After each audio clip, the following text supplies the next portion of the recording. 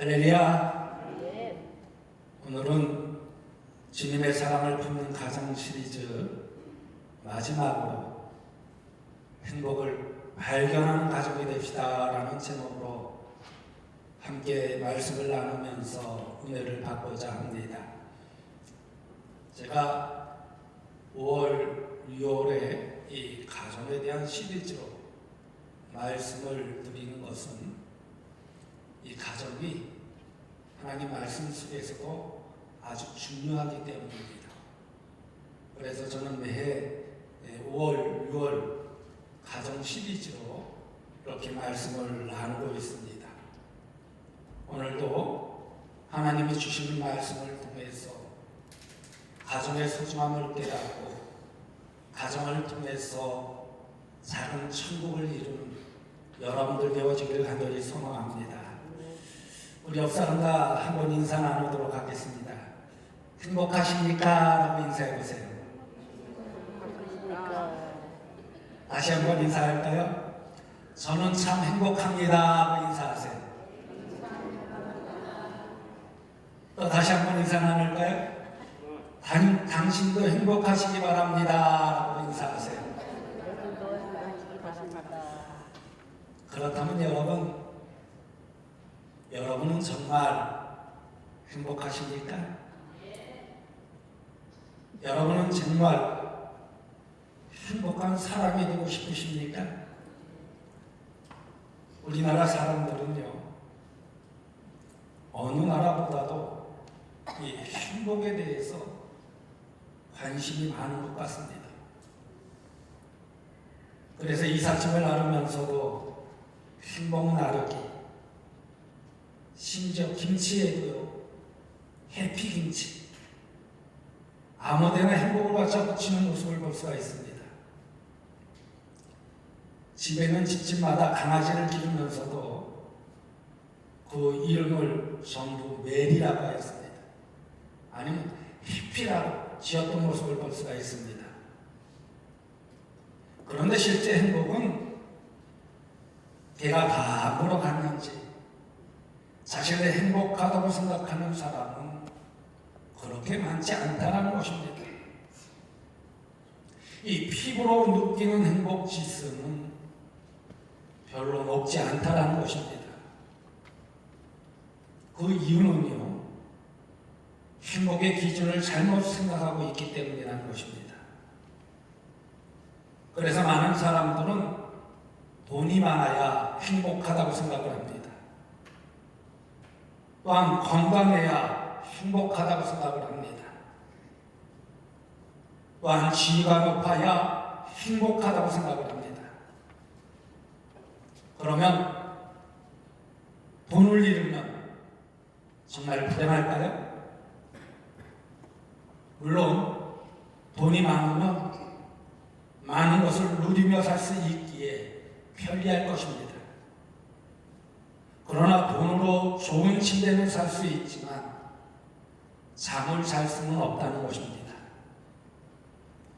그리고 최고급 요리를 사서 먹을 수는 있지만 식욕을 살 수는 없다는 것입니다. 돈으로 좋은 책을 살 수는 있지만 돈으로 지혜와 지식을 살 수는 없다는 것입니다. 여러분, 우리가 가지고 있는 돈에는요, 옛날에 보면은 다 이 돈에 구멍이 뚫려 있었습니다. 줄로 꿰어가지고 달리기 편리하라고 구멍을 뚫은 줄 알았는데요, 정작 이유는 다른 데 있었다고 합니다. 돈에 뚫린 그 구멍으로 세상을 바라보라는 것입니다. 그래서 그 돈에 구멍을 뚫었다는 것입니다.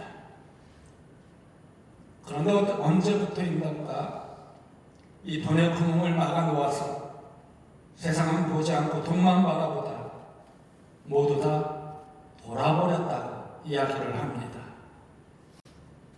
그렇다면 여러분, 건강하지 못하고 병들면 모두 불행할까요?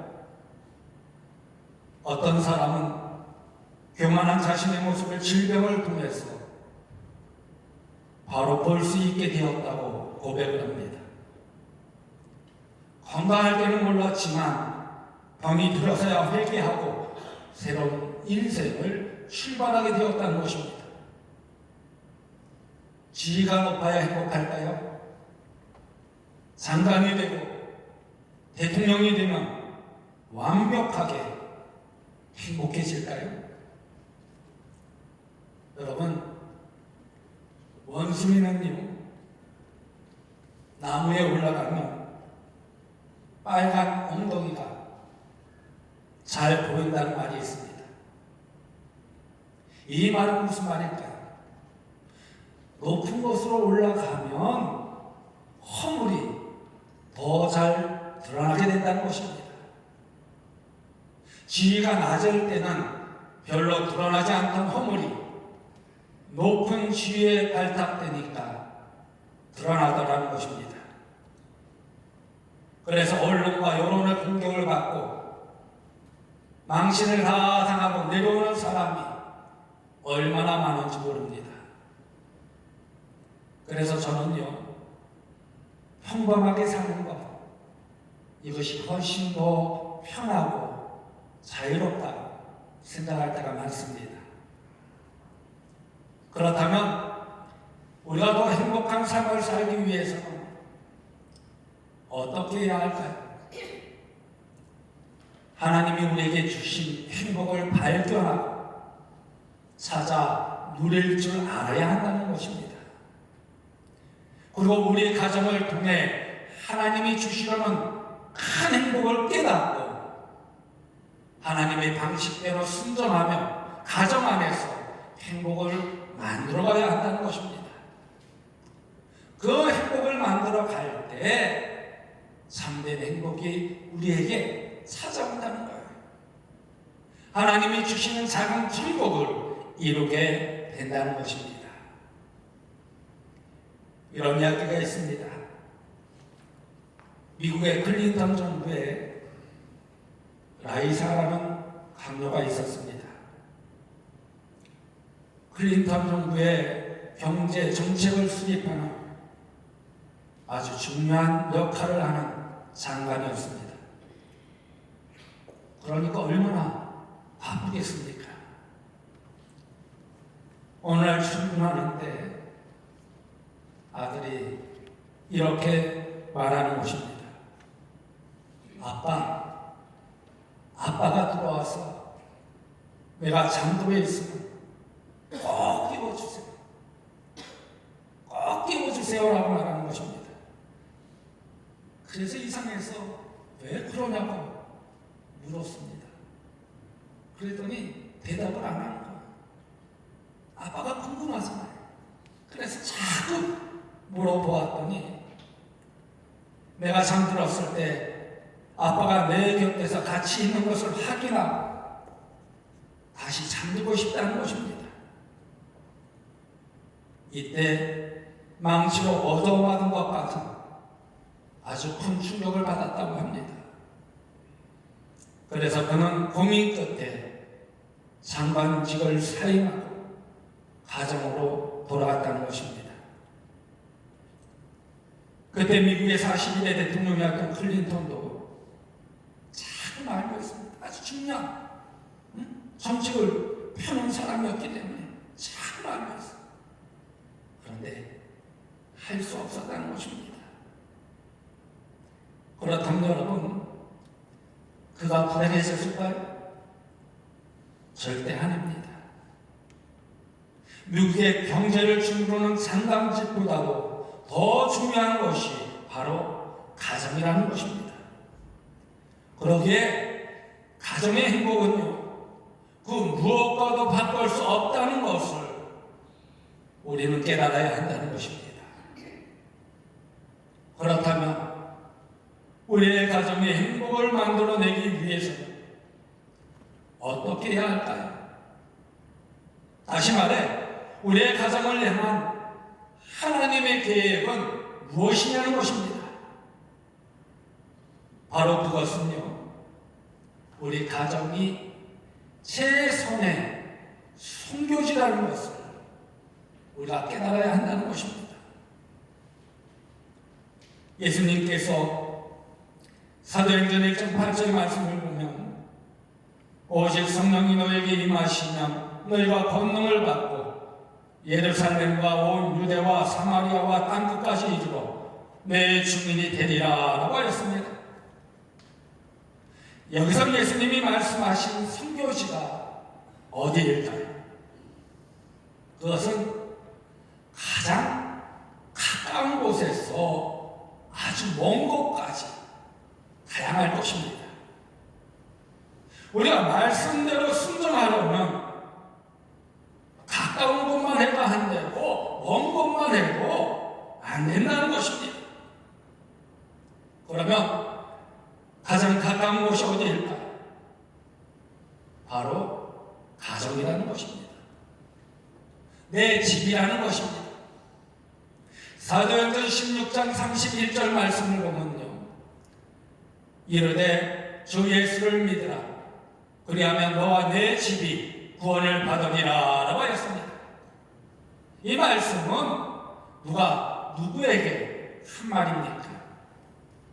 바울이 빌립보 간수에게 한 말씀입니다.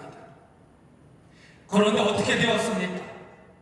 간수와 온 가족이 다 믿고 다 구원을 받았다고 하였습니다. 사도행전 16장 33절에서 34절 말씀을 보면 그 밤 그 시각에 간수가 그들을 데려다가 그 맞은자리를 씻어주고 자기와 그 온 가족이 다 세례를 받은 후 그들을 데리고 자기 집에 올라가서 음식을 차려주고 그와 온 시방이 하나님을 믿음으로 크게 기뻐하니라 라고 하였습니다. 이처럼 온 가족이 다 하나님을 믿고 의지하니까 하나님이 그 모습을 보시고 기뻐하셨다는 것입니다. 고넬료도요, 온 집으로 하나님을 경외하였다고 하였습니다. 그래서 베드로를 청하여 일가와 가까운 친구들을 다 모아놓고 기다렸다가 말씀을 듣고 모두 다 믿고 구원받았다고 하였습니다. 노아도 마찬가지입니다. 노아도 자기 가족들을 방주로 이끌어 구원받게 하였습니다. 다른 사람들을 구원하는 데는 실패했지만 가족만큼은 모두 구원했다는 것입니다. 오늘 본문 말씀에 나오는 빌레몬도 마찬가지입니다. 빌레몬도 역시 가족들을 모두 구원받는 하나님의 자녀로 인도하였습니다. 이처럼 우리는 가정을 순교지로 생각해야 된다는 것입니다.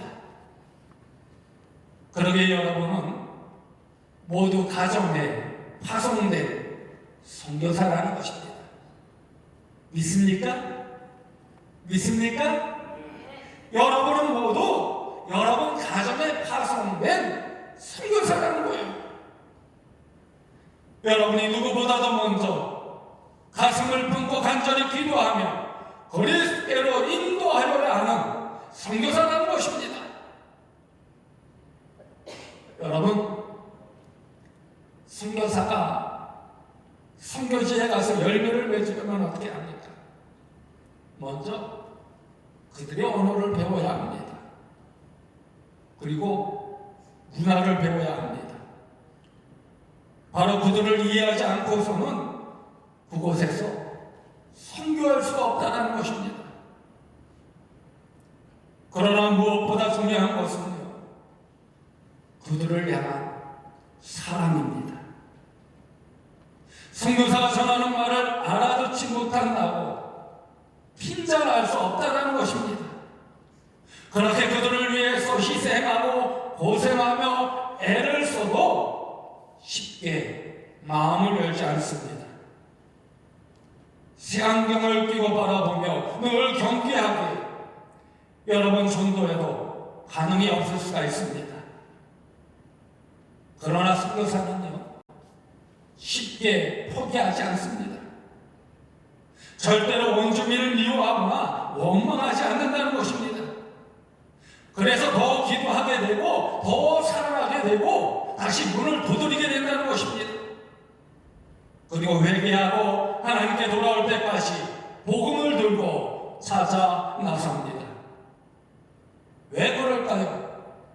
그의 사명이 그들을 예수님께로 인도하는 것이기 때문입니다. 만약 선교사가 이 사람들은 내가 몇 번 전해 보았지만 아무 소용 없다고 복음을 전하기를 포기한다면 어떻게 될까요?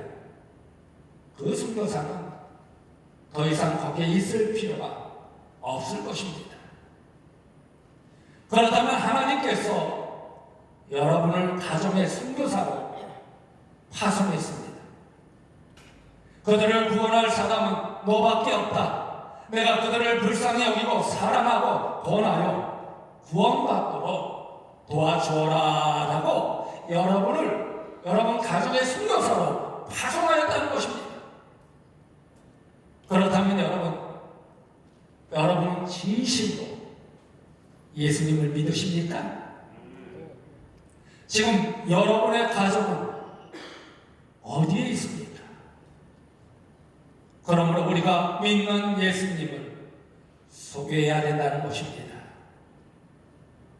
여러분, 진심으로 하나님을 사랑하십니까? 영적으로 누구보다도 먼저 가족들에게 예수님을 믿게 하셔서 예수님의 생명이 그 안에 들어가도록 하나님의 자녀가 되도록 여러분 기도하며 도와주어야 한다는 것입니다. 그러므로 여러분 모두 가정에서 선교사의 사명을 잘 감당해야 된다는 것입니다. 남편에게, 아내에게, 자녀에게, 부모님께, 형제들에게 예수 생명을 심는 일을 시도해 보시기 바랍니다. 그래서 여러분 가정에 복음이 들어가 확산될 때 그 가정이 온전한 천국이 이루어지는 줄 여러분 믿으시기 바랍니다. 다음으로 우리의 가정의 행복을 만들어내기 위해서는요, 가정이 최상의 훈련장이라는 사실을 깨달아야 합니다. 여러분, 하나님의 말씀을 듣고 은혜를 받으면 여러분 곧바로 순종하시겠습니까? 아멘 하시는 분이 한 분도 안 계시네요. 하나님의 말씀을 듣고 은혜를 받으면 그 말씀을 순종하느냐는 거예요. 다 순종하시죠. 그럼 어디 가서 하시겠습니까? 예를 들어 사랑하라고 주님이 말씀하셨다면 먼저 누구에게 달려가서 그 사랑을 실천하겠다는 것입니다. 그것은 가정에서 제일 먼저 실천해야 된다는 것입니다. 그래서 가정은요, 하나님이 우리에게 주신 최고의 영적 훈련장이라는 것입니다. 오늘 본문 말씀을 보십시오. 빌레몬에게 사도 바울은 오네시모를 돌려보냈습니다. 오네시모는 빌레몬의 집에서 일하던 노예였는데 오늘날 주인의 재물을 훔쳐서 도시로 도망갔습니다. 도시에서 죄를 짓다가 잡혀 감옥에 들어갔는데 거기서 누구를 만나느냐? 사도 바울을 만나게 됩니다. 사도 바울을 만나서 회개하고 구원받고 변화되었습니다. 그런 오네시모가 출감되자 먼저 빌레몬을 찾아가서 용서를 구하라고 편지를 써서 그의 손에 돌려보냈습니다. 그래서 빌레몬은 그의 가정에서 먼저 그리스도의 용서를 큰 죄를 짓고 달아났던 노예에게 베풀어야 했던 것입니다. 여러분, 이것은요,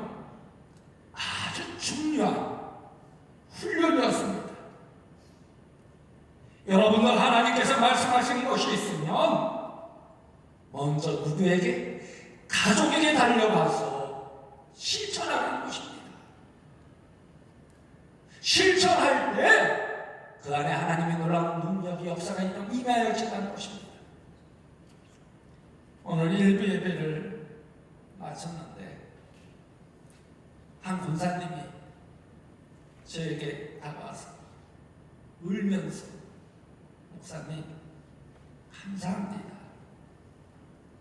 일깨워 주셔서 감사합니다. 이렇게 고백하더라고요. 우리가 하나님 말씀의 은혜를 받았다면 그 은혜를 실천할 것이 훈련장이 어디냐? 가정이라는 거예요. 그러기에 여러분이 먼저 가족을 소중히 여기고 주의 명령을 따라 섬기기 시작한다면 바로 그 가정이 작은 천국을 잇게 된다는 거예요. 작은 천국으로 변화하게 된다는 거예요. 하나님이 그 모습을 보시고 기뻐하시게 된다는 것입니다. 이것이 바로 여러분에게 큰 행복으로 찾아오게 된다는 것입니다. 그 행복을 누릴 수 있는 여러분이 되어주시기를 주님의 이름으로 간곡히 축원드립니다. 마지막으로 우리 가정의 행복을 만들어내기 위해서는 우리 가정을 최고의 교회로 만들어야 합니다. 오늘 본문 말씀의 빌레몬의 집은요 작은 교회였습니다. 아마도 빌레몬이 부유한 사람인지라 그의 집이 컸던 것 같습니다. 그러나 그보다는 빌레몬의 믿음이 성숙하여 자원하는 마음으로 성도들의 모임 장소로 자기 집을 기꺼이 드려 헌신하였습니다. 그래서 오늘 보면 2절 말씀에 사도 바울은 내 집에 있는 교회에 편지하노니라고 말씀하셨습니다. 이 말씀은 우리의 가정에 기도가 있고 우리 가정에 예배가 있다라는 것입니다. 우리 가정에 그리스도가 주인이 되시고 영광을 받으신다면 우리 가정을 교회라고 할 수 있다는 것입니다. 여러분 가정이 교회 같으면 얼마나 좋을까요? 교회에서는요 하나님 앞에 있다고 생각하니까 어떻게 합니까? 조심하게 됩니다. 경건하게 됩니다. 은혜스럽게 서로 대하게 됩니다. 그런데 가정에 들어와서 아무렇게나 사는 사람들이 참으로 많습니다. 그러나 성경을 자세히 살펴보면요 가정은 작은 교회라고 하였습니다. 교회의 연장이라고 하였습니다. 이러한 집은 살아계신 그리스도께서 주인이 되신다고 하였습니다. 그래서 식사 때마다 보이지 아니하시는 하나님이 함께 하신다는 것입니다.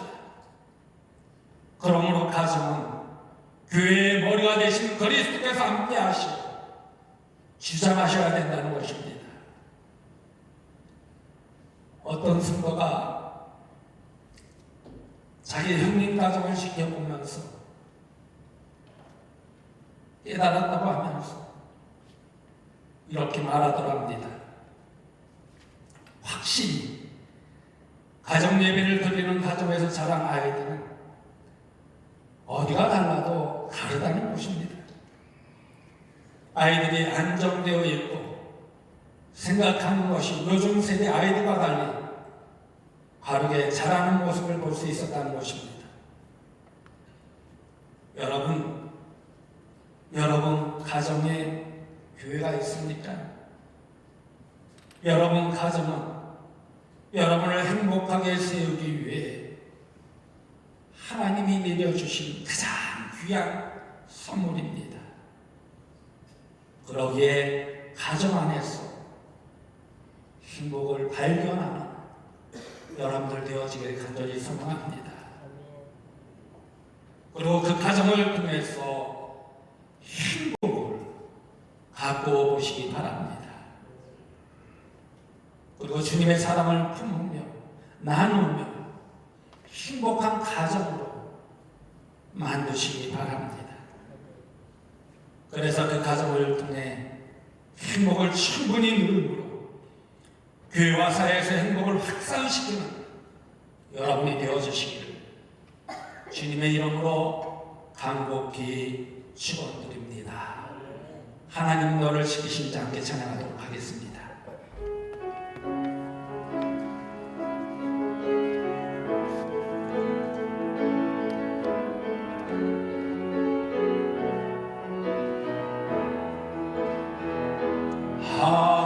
하나님은 너를 지키시는 자 너의 우편에 그늘 대시니 낮에 해와 밤에 달도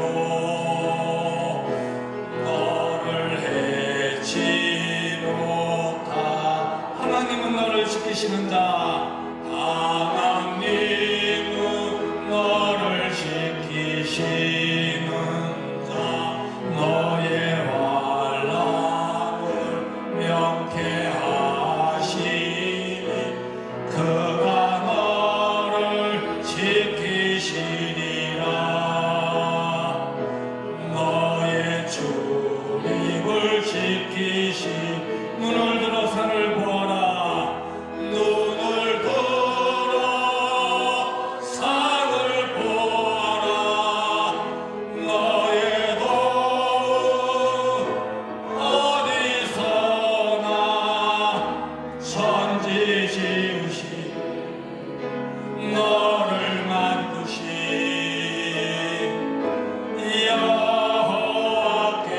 여호와께로다. 여러분 눈을 다 감으시기 바랍니다. 그리고 여러분의 삶이, 여러분의 가정이 행복하기 원하십니까? 그러기 위해서는 하나님이 우리에게 주신 행복을 발견하고 찾아 누릴 줄 알아야 한다고 하였습니다. 그리고 우리 가정을 통해 하나님이 주시려는 큰 행복을 깨닫고 하나님의 방식대로 순종하며 가정 안에서 행복을 만들어 가야 한다고 하였습니다. 그래서 가정은 우리를 행복하게 세워주기 위해 하나님이 내려주신 가장 귀한 선물입니다. 그러기에 우리는 모두 가정에 파송된 선교사라는 사실을 깨닫기 바랍니다. 그러기 위해 가정을 소중히 여기고 주의 명령을 따라 섬기며 가정을 천국으로 변화시키시기 바랍니다. 그래서 주님의 사랑을 나누며 행복한 가정으로 만드는 여러분이 되어주시기를 주님의 이름으로 간곡히 축원드립니다. 이 시간 다같이 오늘 주신 하나님의 말씀을 마음에 새기며 결단의 기도를 드리도록 하겠습니다. 주여 아버지,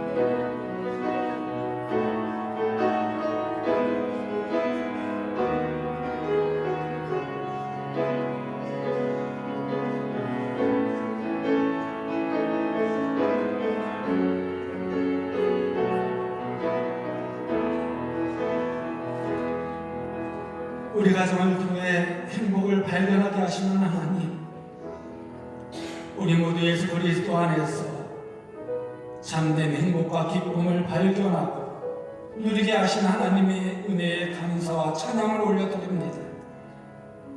우리 가정을 통하여 우리에게 주시려는 큰 행복을 깨닫기 원합니다.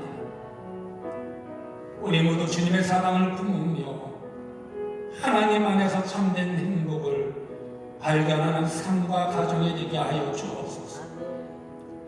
그러기 위해 가족 구원을 위해 포기하지 않고 끝까지 사랑으로 섬기며 희생하는 삶을 살게 하여 주옵소서. 또한 회개하고 돌아올 때까지 복음을 전하는 삶을 살게 하여 주옵소서. 그리고 가족을 먼저 소중히 여기며 주님의 말씀을 따라 섬기게 하여 주옵소서. 그래서 우리의 가정이 하나님이 원하시는 천국으로 변화되게 하여 주옵소서. 그 가운데 가정 안에서 행복을 발견하고 가정을 통해 행복을 가꾸며 사랑을 나누는 행복한 가정이 되게 하여 주옵소서. 그래서 하나님의 복 있는 가정이 되어 생명샘이 넘쳐나며 형통함의 축복을 누리며 작은 천국을 이루는 가정이 되게 하여 주옵소서. 그 안에서 온전히 쓰임받는 축복의 가정, 축복의 자녀들이 되게 하여 주옵소서. 예수님의 이름으로 감사하며 축복하며 기도드리옵나이다. 아멘.